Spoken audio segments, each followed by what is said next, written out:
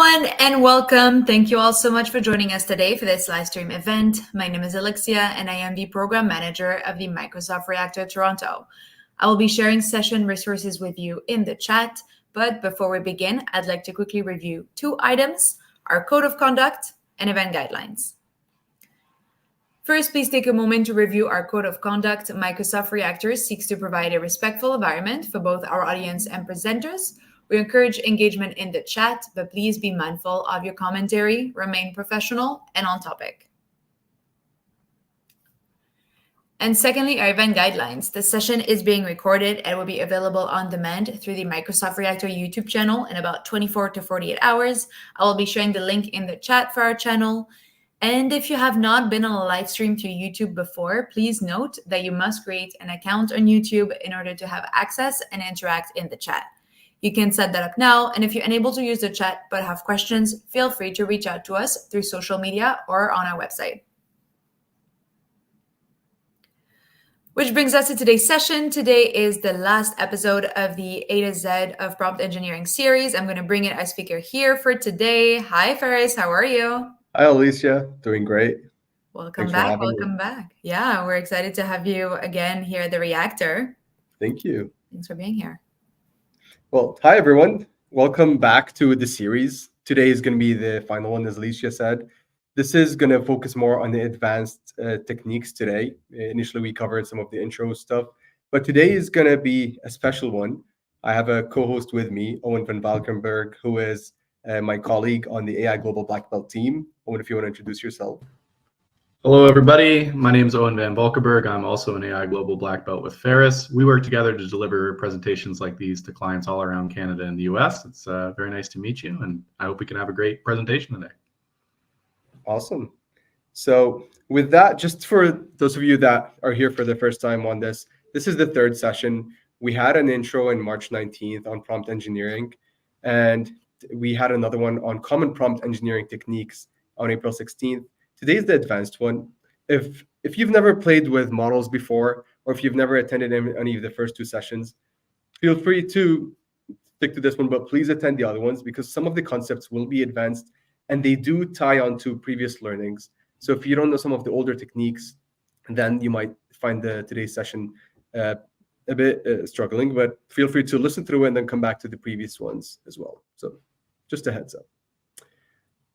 With that, just a recap from what we covered last time.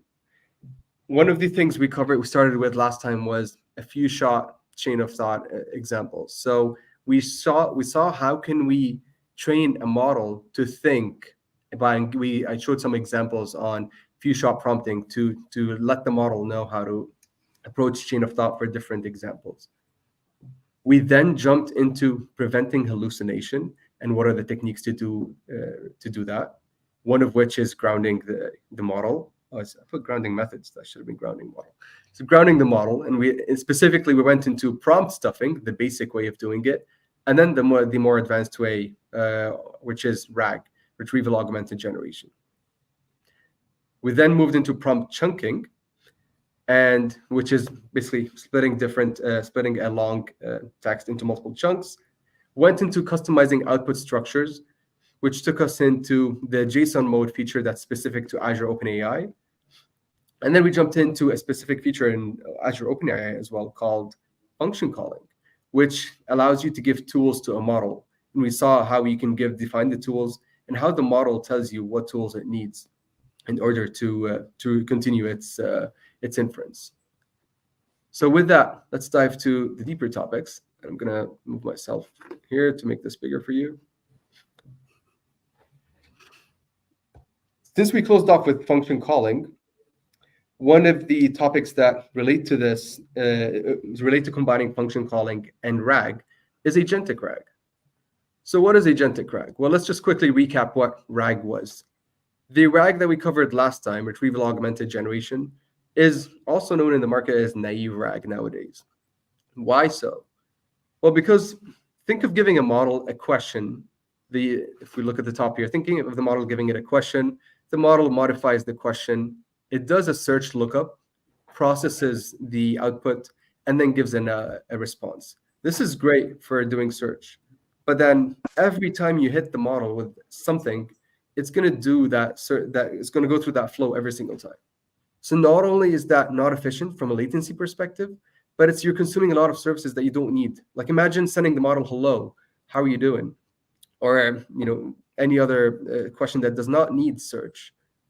Well, you don't want the model to search in this case, and that is where agentic RAG comes in. Now, what makes it agentic? Well, what we're doing, the only difference between this and naive RAG is we're letting a model do RAG, but it's using search as a tool.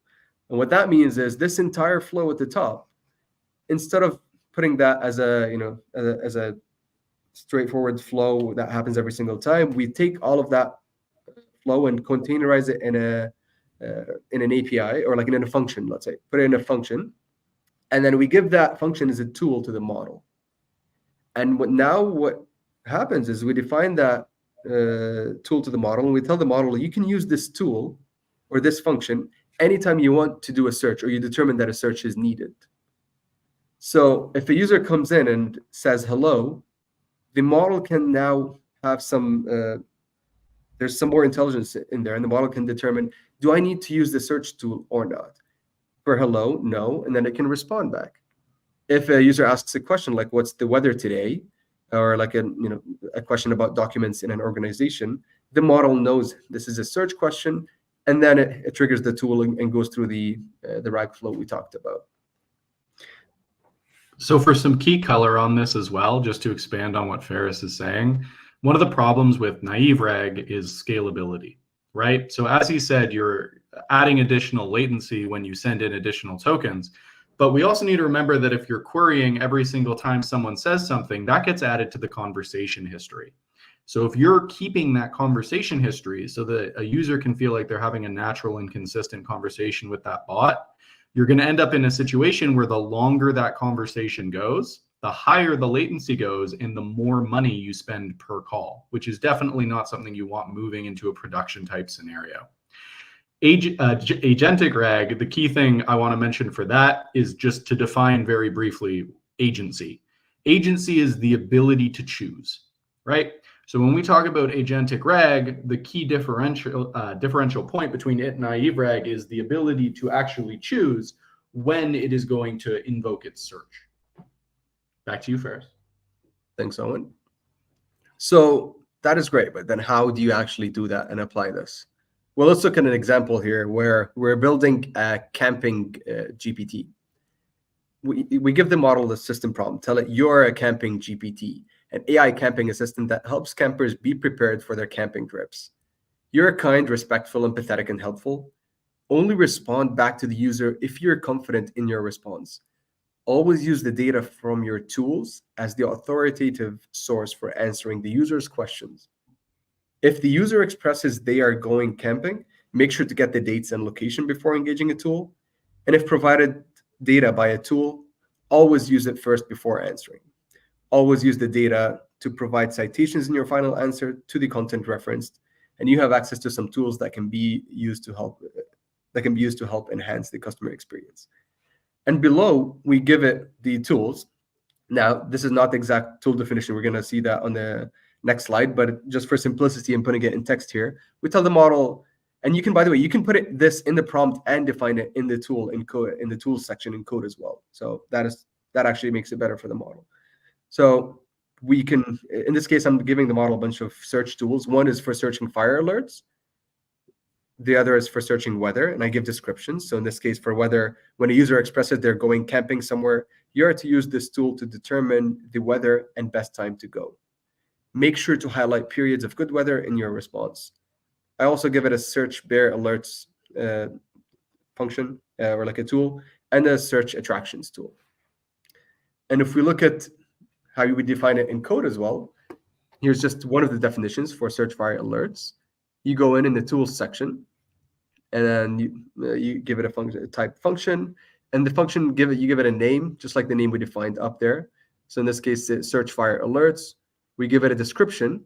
It's get fire alerts for a given location. We can tell it this is a search tool that you will use every time someone asks about fire alerts too. Like you can put whatever you want in the description just to describe to the model that this is when you use this tool. And then we tell it what properties it needs to for this tool. So in this case, I only need the location to just run a search for file alerts. We tell it that it's required, and then yada yada. You can add the other functions as well in the array. Anything you want to add on this, Owen? Nope, looking great. That's exactly how you do it. Awesome. This takes us to a next concept. And before touching on that concept, we're just going to revisit chain of thought, which we discussed last time. We discussed that there's two types of chain of thought, manual and automated. Manual is when you show the model how to reason. So on the left, for example, if we're asking who lived longer, Theodore Haker or Harry Vaughan Watkins, we give the model a question, and we give it an example on how to reason on this question. So we're actually showing it the answer, how we approach the answer for this question, and showing that you need to first find the age for the first person, which is 65 years old when they died, and the second person died at 69.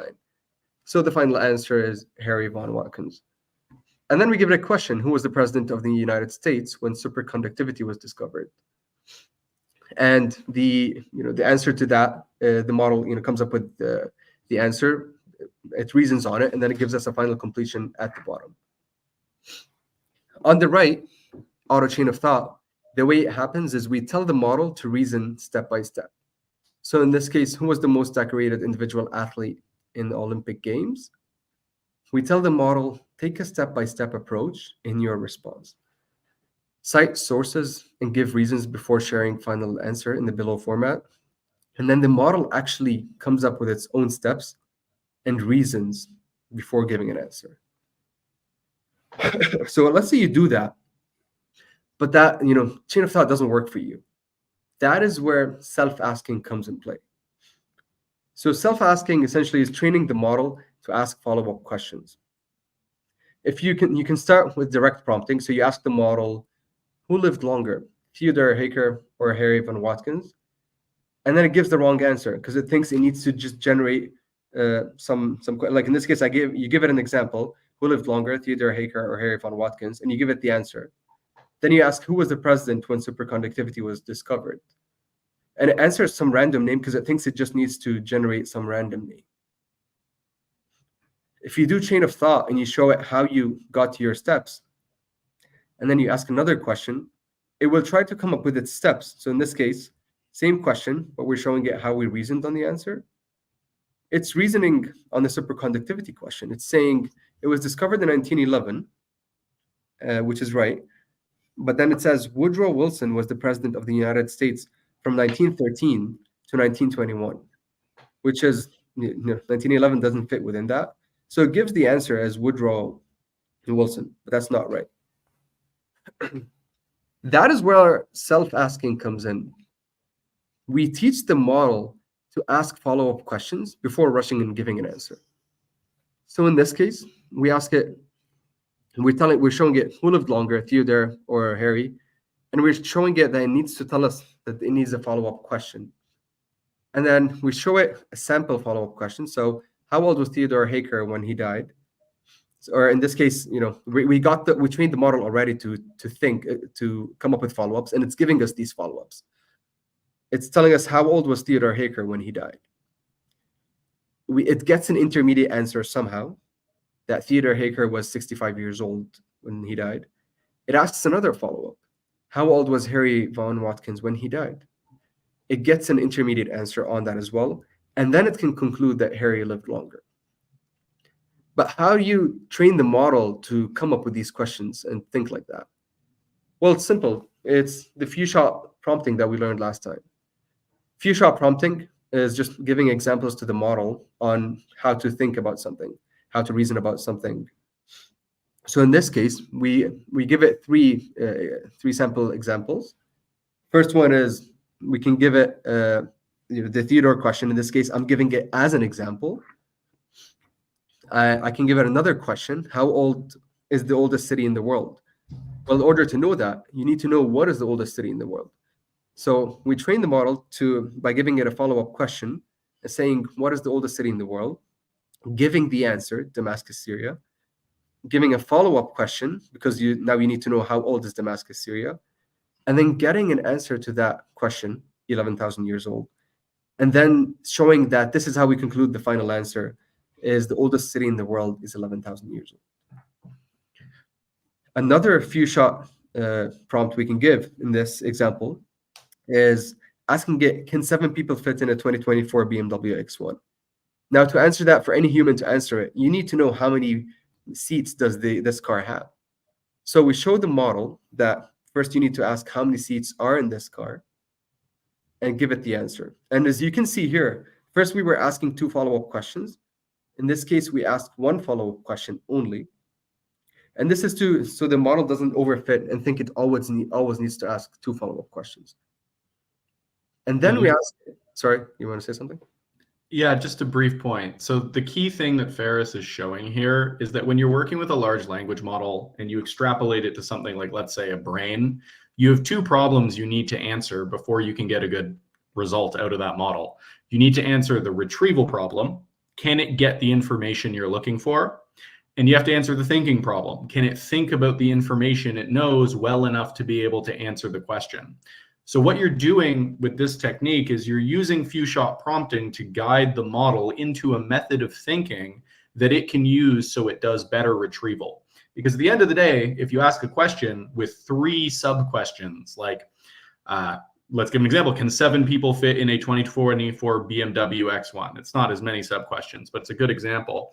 That actually, like Ferris was saying, requires you to know how many people can go in that car. It's more than 1 piece of information that needs to be retrieved.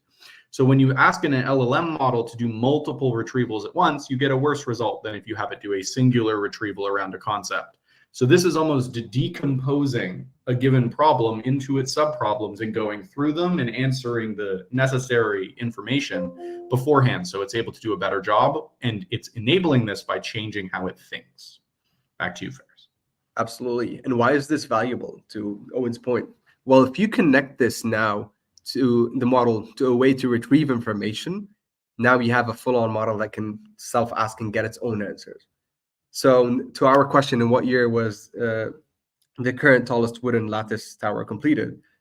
The model now, based on our training, can say, what is the current tallest wooden lattice tower? Do a Bing search. We can give it Bing search as a tool. Do a Bing search, get its intermediate answer that it's a radio tower, Gleiweiss. I think that's how it's pronounced. And then it comes up with another follow-up saying, when was this tower completed? It does its own Bing search and then gets an intermediate answer of 1935 and gives back the user a response saying, the current tallest wooden lattice tower was completed in 1935.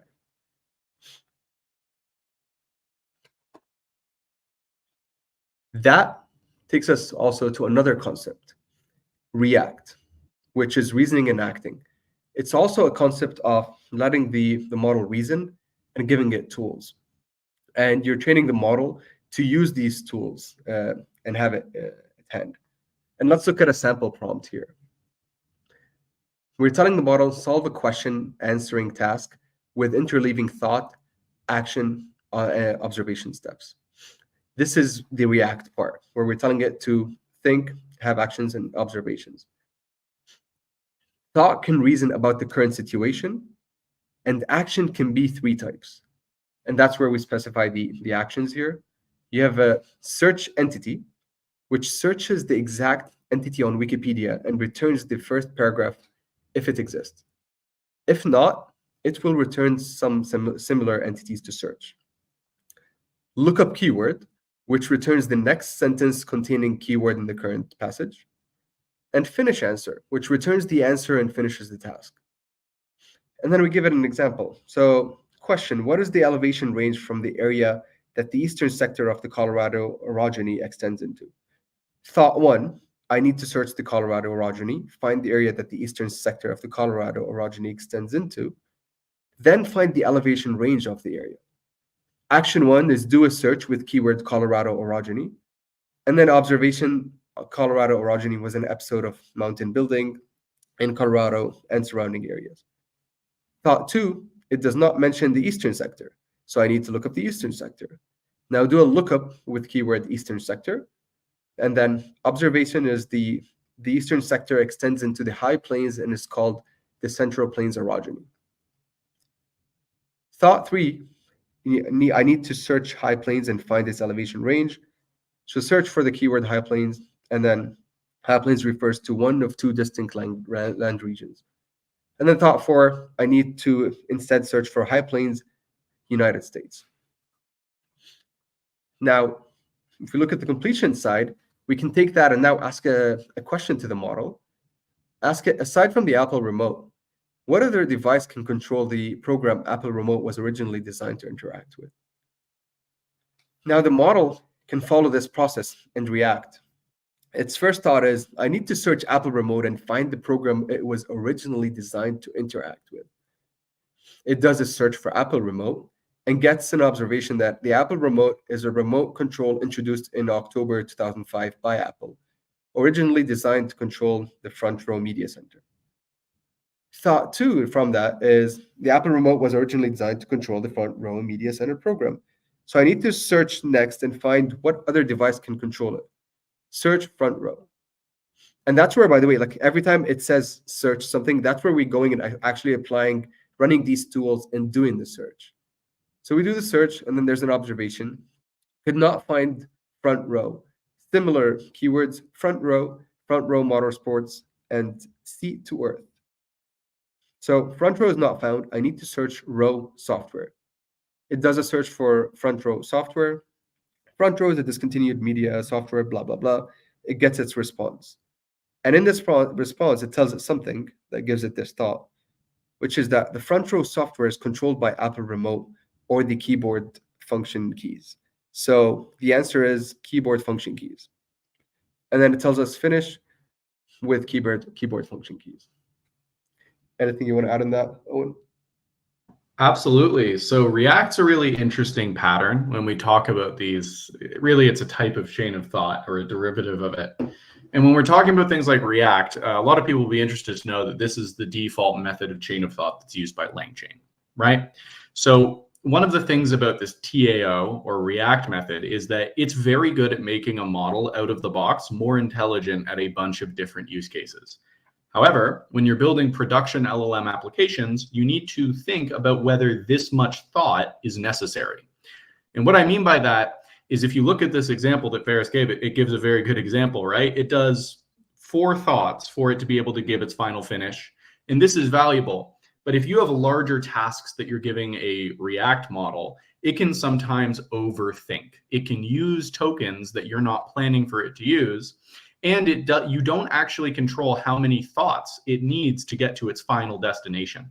So when we're talking about things that are easily scalable, you just have to make sure that you're choosing the right chain of thought methodology between React and a bunch of other ones that'll work best with your use case so that you're able to scale. Because while there are a ton of benefits of chain of thought, a lot of people just talk about how it makes models smarter. They don't talk about the obvious fact that there are drawbacks and benefits to every technique with LLMs. And the drawback of React is scalability generally. Back to you, Ferris. Yeah, and it's important to know that there's a bunch of techniques you're learning here. You not necessarily apply them all in parallel. You can't just take a technique, apply it, and then apply another one on top and on top. It just doesn't scale and exponentially improve the model. Sometimes you might add a technique and then add another one, and you might not find any additional improvement because each technique, and we can go deep into this later, but like the way this impacts the network, each of these techniques impacts it in a certain way that you need to use one of them in some cases to make sure your model is performing correctly. And then what is the right one? There's a lot of factors that go into it, but trial and error is one of them. And then just knowing which one, what is the added value of each of these techniques is one way to know. Like to Owen's point, React lets the model know how to think, and then how many steps that it should take. And it's like a level deeper than chain of thought.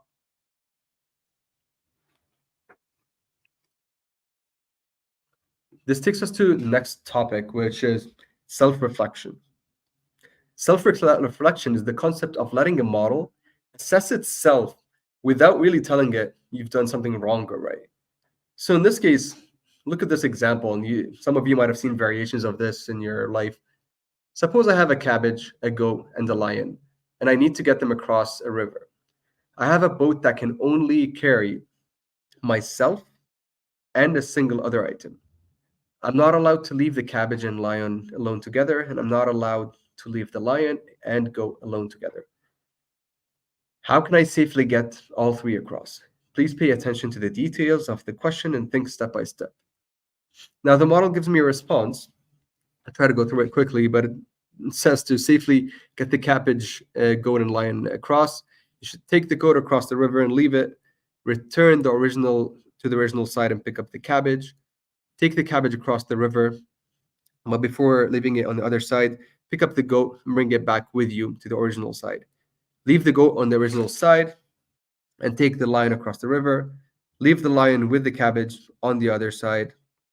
Return to the original side to pick up the goat, and finally take the goat across the river to join the lion and the cabbage. This way you ensure that the cabbage and the lion are never together, even though it actually put them together, and the lion and goat are never alone together. So it's telling you it's done something that it ensured something that it actually didn't ensure. So there's somewhat hallucination in there. Now we can ask the model and tell it, does the solution meet the assignment? If so, why?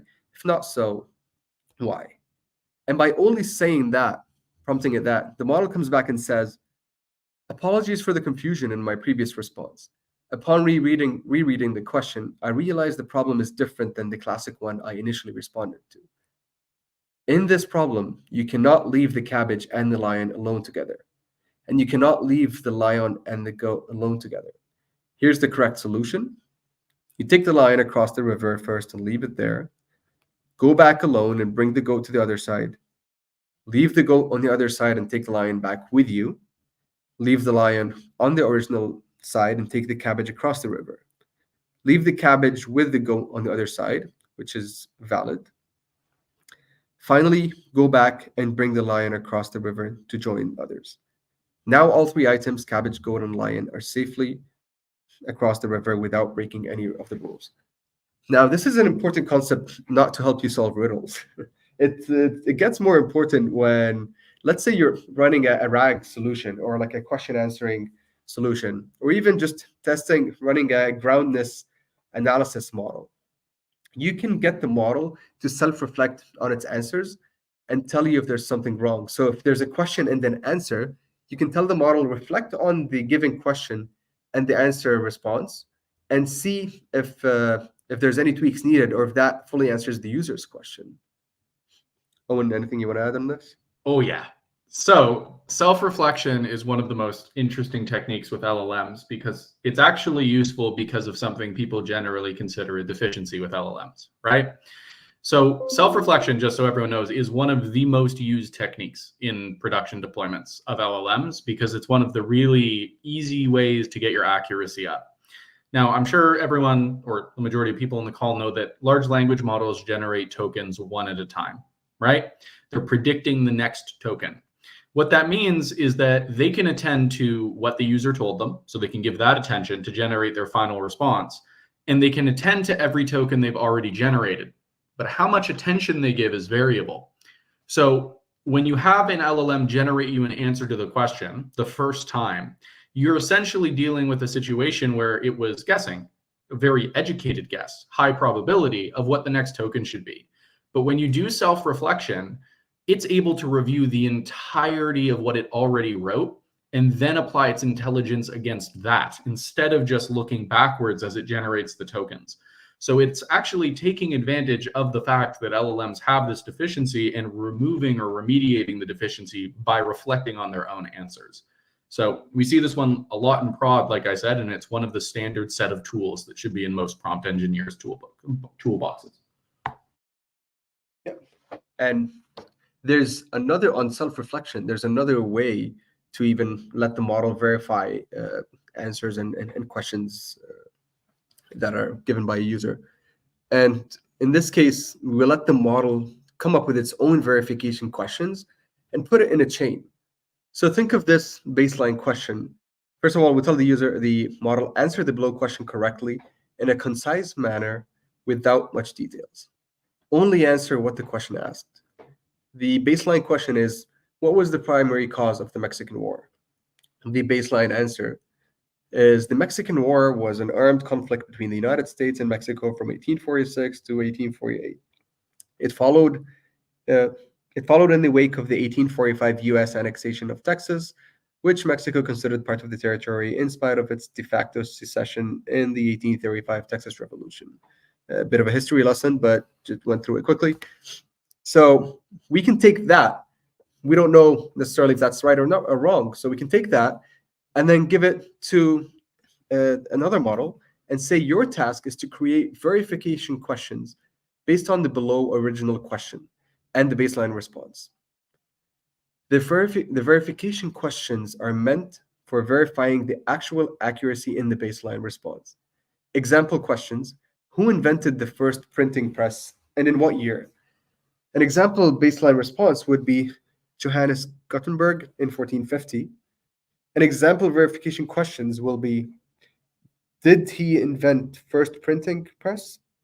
And the second question is, did he invent first printing press in the year 1450? And then we give an explanation on why we came up with these verification questions.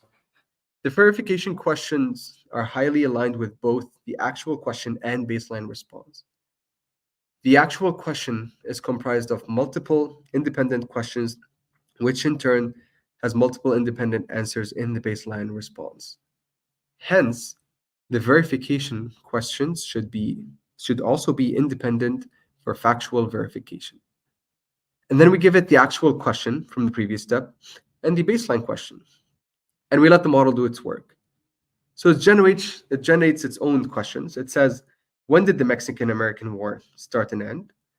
And then second, when did the U.S. annex Texas?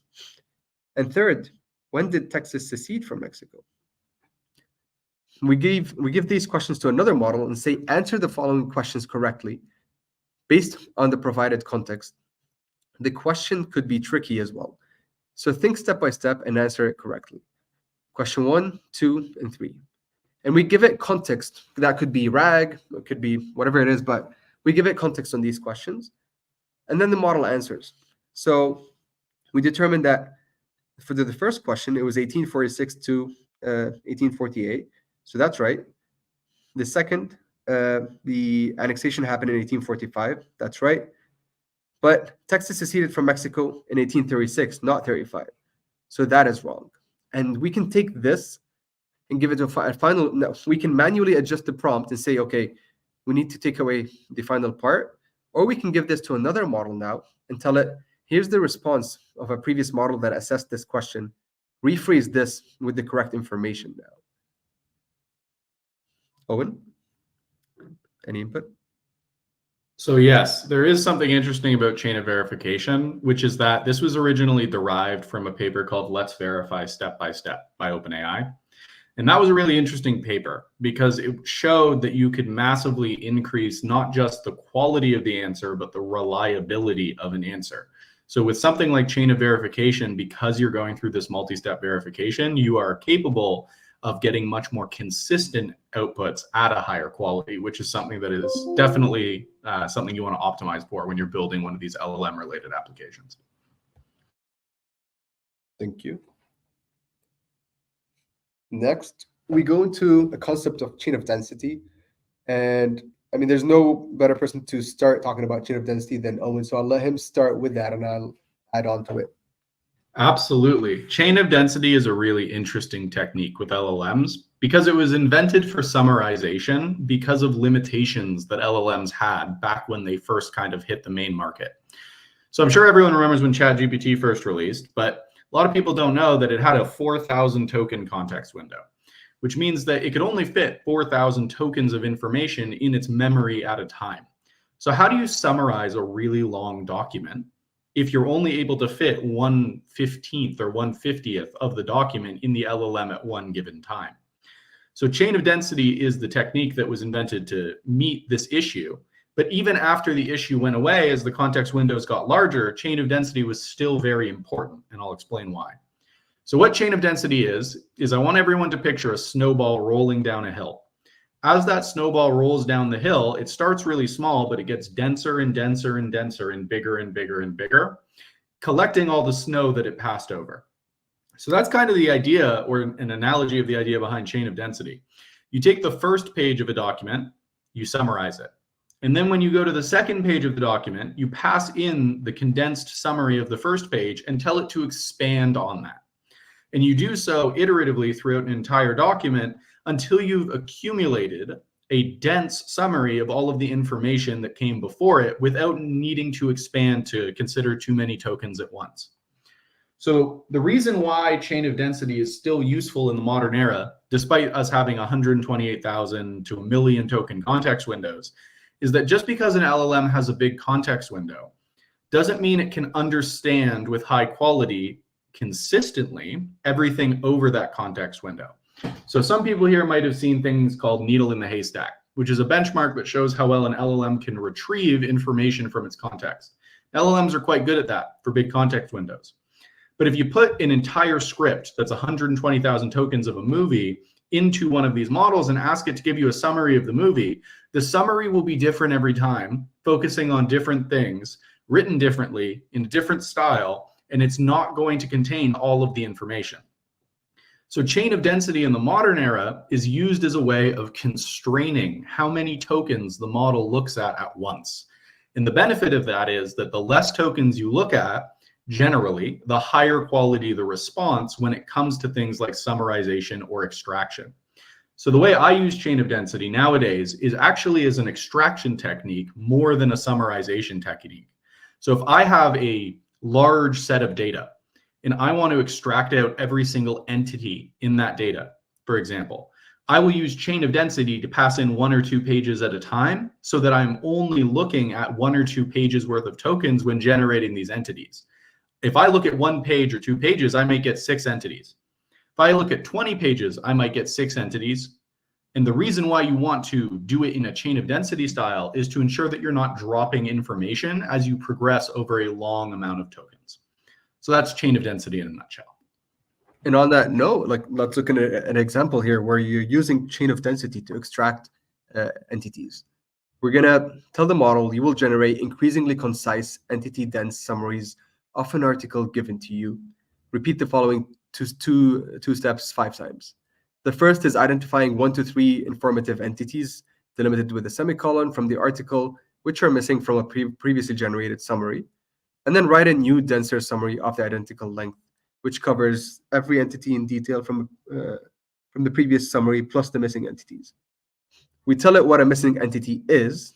No need to go through it now, but just give it some instructions on what an entity is. And then some guidelines on what to do. So like keeping the summary 4 to 5 sentences long, around 80 words, and telling it to, every word should count, so telling it to be concise. The summary should become highly dense and concise, yet self-contained. Missing entities can appear anywhere in the summary, and never drop entities from a previous summary. If you see that you're running out of space, just add fewer new entities in your current generation. So let's look at an example here where this was a long article talking about the Grand Prix, Chinese Grand Prix. And the initial summary it came out with is, this article discusses an incident that occurred during the Chinese Grand Prix involving 2 racing drivers, Jenson Button and Pastor Maldonado. The 2 were competing for the 13th place when Button collided with Maldonado's vehicle, causing damage to both cars.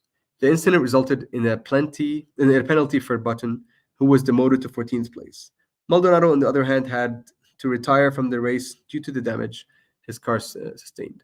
Now, this is a good summary, but it's missing a bunch of entities.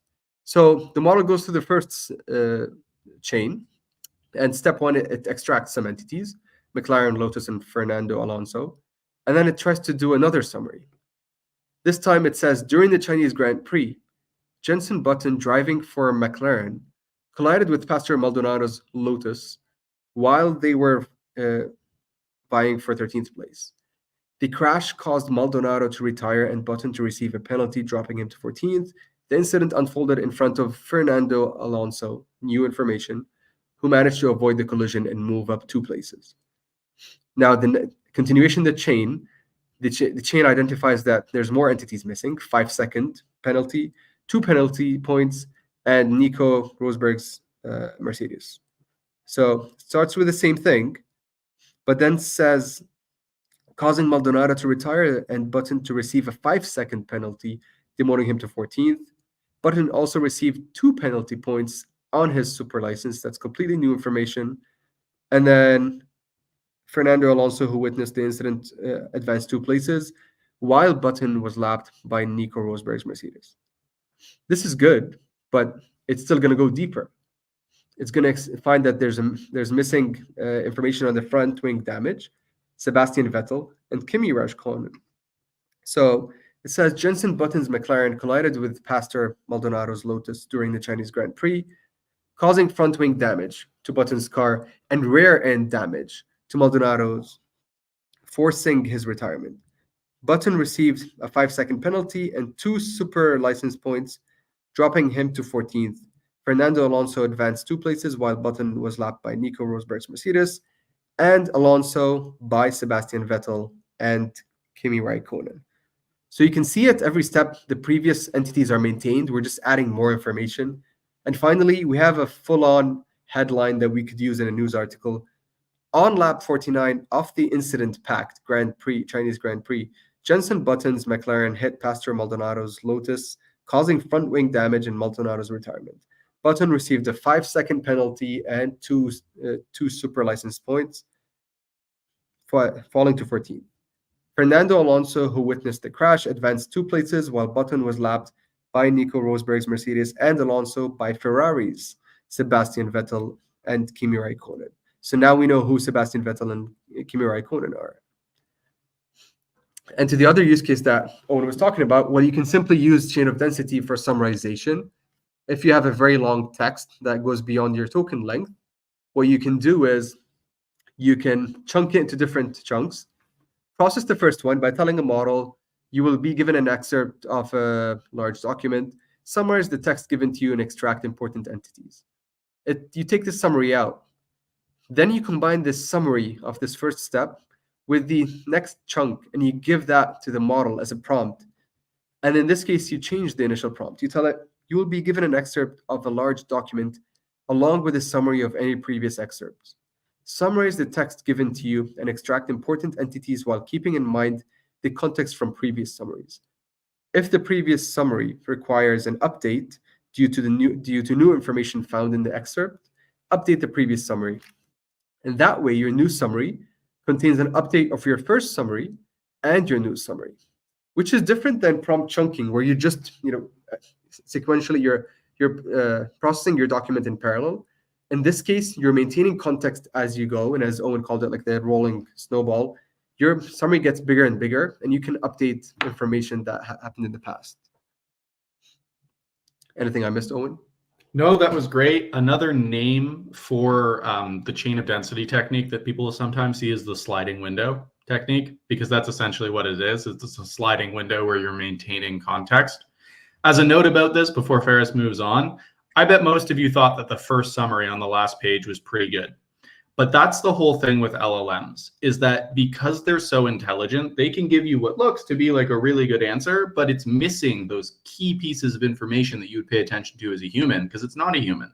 So doing techniques like chain of density, even if you think you already have good output, can dramatically increase the quality from a human perspective when interacting with the downstream application.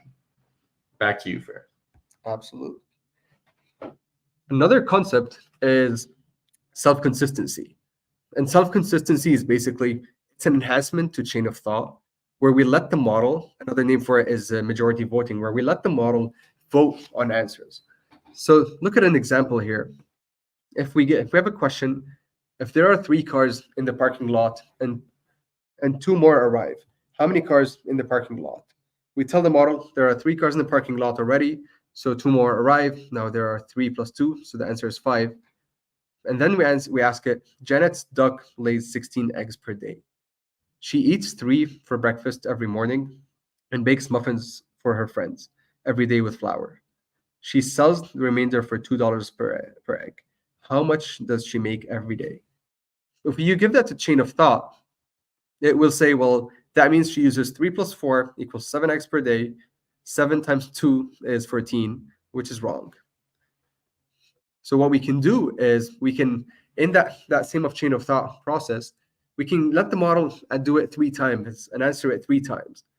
The first time, it will tell us she has 16 minus 3 minus 4 equals 9 eggs left. So she makes $2 times 9, which is 18. That is a correct answer. Second time, it gives us the same response. And third time, she eats 3 for breakfast. So she has 16 minus 3 equals 13. Then she bakes muffins. So she has 13 minus 4 equals 9 eggs left. So she has 9 eggs times 2 equals 18. So the answer is 18. We finally do a majority vote where we take the best of. So in this case, the best of 3. And we just define simply that the answer is 18.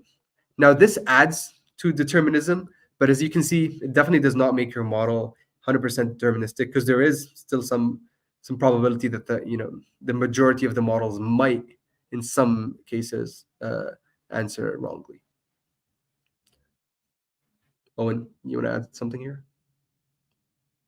So when it comes to majority voting, the only thing I would want to add on here is that there is a lot of talk in the industry right now about something called test time compute. Okay. And test time compute is the idea that if you give a model longer to think and more resources when it's doing inference, so when you're asking it a question, it's going to give you a better answer. The way to think about majority voting that helps me is, if anyone knows what AlphaGo is, or kind of like tree structures, you're almost having the LLM generate candidate answers and taking the most consistent answer, self-consistency, out of that. What that means is that the more answers that the LLM can generate as candidates, the more likely you are to get to an aligned good answer. So you are actually able to scale majority voting with compute so that you generate more candidate answers to get a higher degree of quality, and that there is a non-asymptotic relationship with this, meaning that you can keep adding more and you keep getting quality increases up to a certain level, and then it starts to drop off. So a little technical, but other than that, you described this perfectly, Paris. Thanks, Owen. So we're going to jump into a concept called FLAIR, which is forward-looking active retrieval augmented generation. And what it is essentially, in summary, is you're increasing the accuracy of generations by retrieving documents, telling the model to start to generate a response, and if you find any low confidence in generation and detection, retrieve more data. And then you use the newly retrieved data to continue your generation, and you loop through. So in this case, here's an example where, think of us asking the model to generate a summary about Joe Biden. And then we can tell it to predict the next phrase. That's one way to do FLAIR.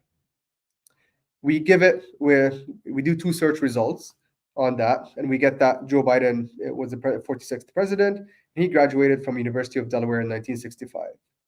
Now, the model generates and says, Joe Biden, born on November 20, 1942, is the 46th president of the United States. He earned a Bachelor of Arts degree in History and Political Science from the University of Delaware in 1965. Before becoming president, Biden served as. That's where we asked it to just predict the next phrase. We can take this phrase now and run a search on that. Generate results on that, where the results are Joe Biden served as the VP of the United States, 2019 to 17. And prior to his tenure as vice president, Biden was U.S. Senator from Delaware, serving from 1973 to 2009. Now, this way, we can make sure anything that comes after is very accurate.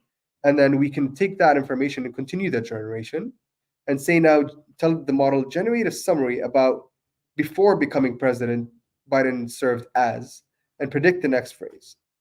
It can use this information and now tell us Joe Biden was born on November 20th, 1942, is the 46th president of the United States. That's just basically this from here.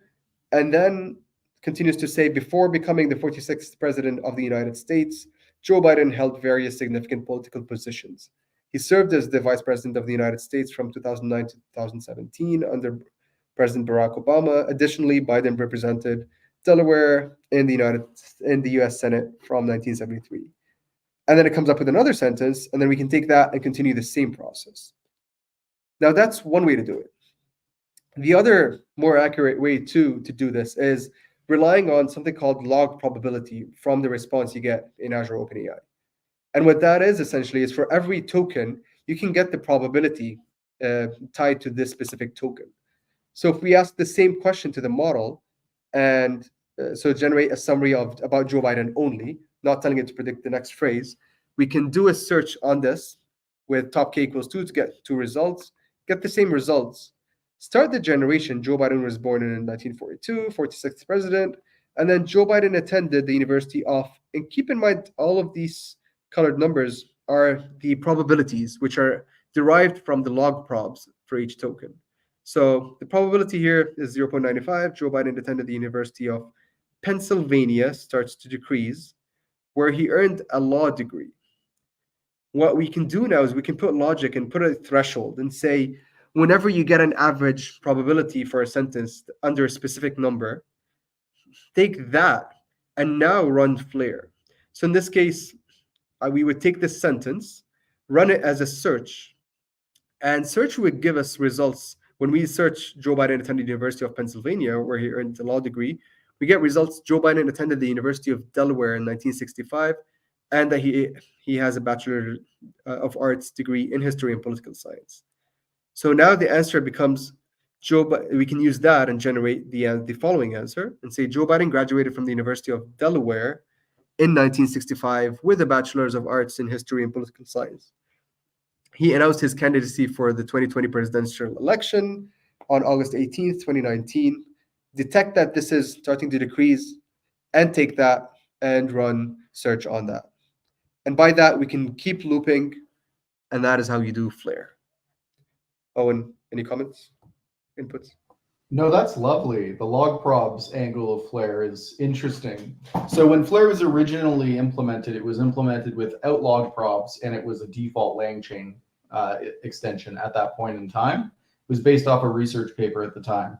But log probs is a great thing to call out, Ferris, because we actually had that exposed back in the day on GPT-3. And that's one of the ways that people made GPT-3 really accurate was by using log probs. And that was actually something that wasn't available in the GPT 3.5 and GPT 4 series models until the beginning of this year. The new API release we did added log probs as an API parameter. So now with all the GPT series models on the latest API, you're able to get that log prob information.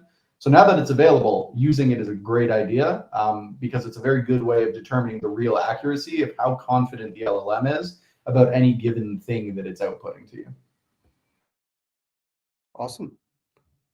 Well, with that, this concludes today's session on advanced prompt engineering.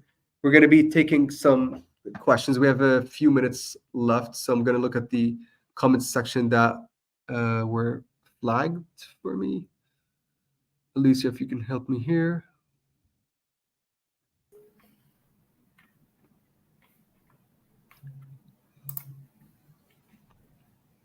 Not seeing any questions. I see one. I can take the tool support question from Bill if you want, Ferris. Yes, please. So when it comes to tool support like LangChain, semantic kernel, and implementing these various patterns, so when it comes to LangChain, yes, those patterns are definitely in there.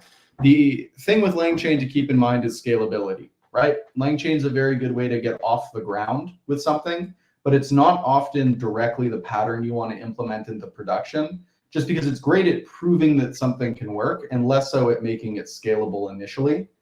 Semantic kernel was created as the scalable, quote unquote, version of LangChain that would be more production facing. It has a bunch of these patterns built into it. It uses, for example, React when it does agentic type work, but you have more control over which you want to use. At the end of the day, I look at those frameworks like LangChain and semantic kernel when they're being used the right way are a good abstraction layer to make it so that you don't need to learn all of these in detailed techniques to be able to do a good job with prompt engineering. But the best usage of these frameworks, so for moving to prod, is often implementing these patterns on top of them. And I would say LangChain has more of them inbuilt than semantic kernel does, but the LangChain patterns are often in the community packages, which are much less safe to deploy in production type scenarios. So there's trade-offs. Hopefully that helps, Bill. Either of them, though, LangChain and Semantic Kernel, you can natively use with Azure OpenAI or OpenAI with no problem. They're 100% supported across any of these various packages. Thank you, Owen. There's another question from Oscar. Is there reference reading to complement this session? Unfortunately not. It's just the slides here. Hopefully these are helpful in the recordings. It's a great question, though. Next time we'll come prepared with papers we can link you. Absolutely.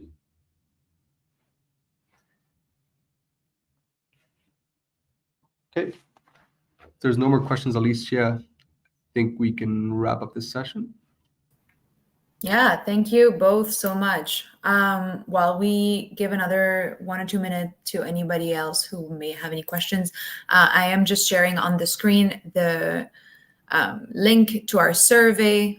We greatly appreciate any feedback, any request on topic that you would like to see next on the reactor. So feel free to scan the QR code on the screen. The event code is S-1295.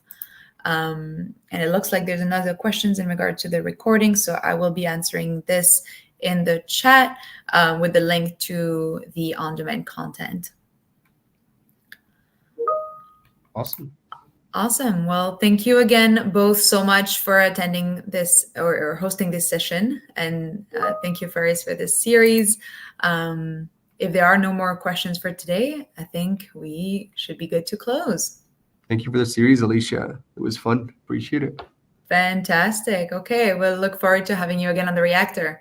Have a great one, everyone. Have a great day, everybody.